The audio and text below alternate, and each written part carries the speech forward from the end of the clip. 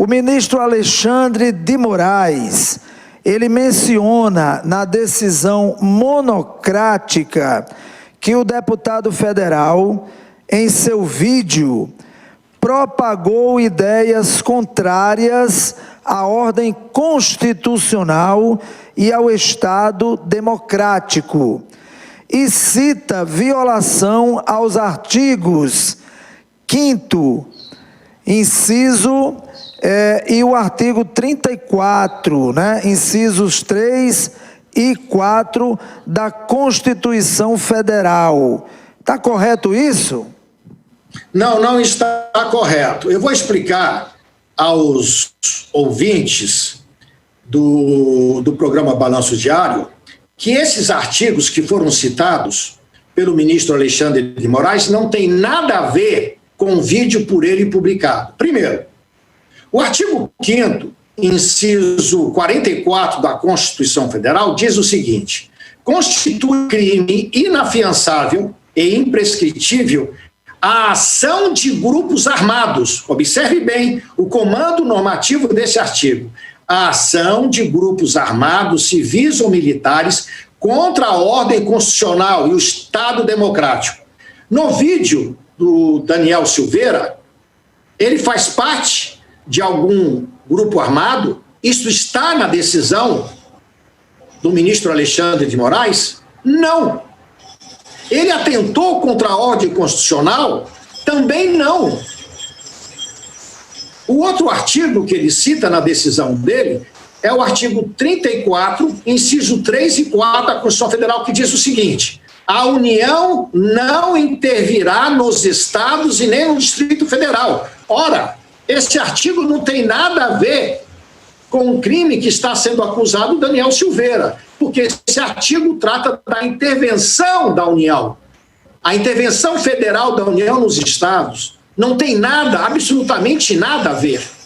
Ponte de Miranda já dizia o seguinte: é regra de boa lógica que as palavras sejam subordinadas às próprias épocas em que foram escritas, para que o texto seja compreendido tal qual ele é, e não tal qual o queremos ver.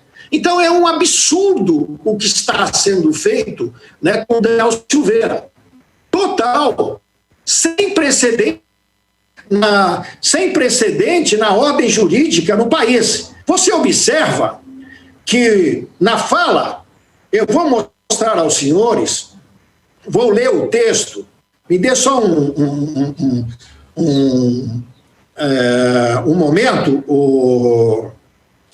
que eu vou ler para vocês o texto do vídeo em que o Daniel Silveira faz referência ao ato institucional número 5, que é citado por Alexandre de Moraes na decisão monocrática dele. Diz o seguinte, abre aspas, o Daniel Silveira falando: você desrespeita a tripartição dos poderes, a tripartição do Estado, você vai lá e interfere, comete uma ingerência na decisão do presidente, por exemplo, e pensa que pode ficar por isso mesmo. Aí, quando o general das Forças Armadas, do Exército, para ser preciso, faz um tweet, faz alguma coisa, e você fica nervosinho, é porque ele tem as razões dele. Lá em 64, observe que ele coloca um fato histórico na expressão dele, nas palavras deles, lá em 64. Na verdade, quando eles perceberam a manobra comunista de vagabundos da sua estipe, 64, foi dado então um contragolpe militar e que teve lá os 17 atos institucionais, o AI-5, que é o mais duro de todos, como vocês insistem em dizer, aquele que cassou 3 ministros da Suprema Corte, você lembra? Observe que as palavras do Daniel Silveira não está fazendo apologia ao ato institucional número 5, apenas ele relatou um fato que aconteceu em 64. Aqui eu vou fazer um parênteses, é necessário que eu faça isso. Por quê? Porque muito se divulga na mídia que a Revolução de 64 instituiu a ditadura militar no Brasil. Isso é verdadeiro? Resposta: não. O ato institucional que deu origem ao governo militar é o ato institucional número 1, de 9 de abril de 64.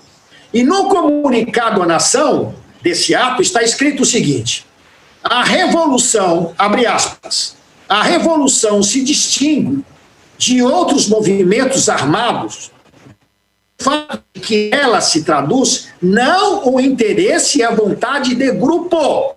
Observe que os militares agiram não em relação a algum grupo militar que queria tomar o poder, não, mas no interesse e na vontade da nação, que foram às ruas pedindo a intervenção porque não queriam que o Brasil fosse comunista, porque diversas autoridades que estavam no governo de João Goulart eram comunistas.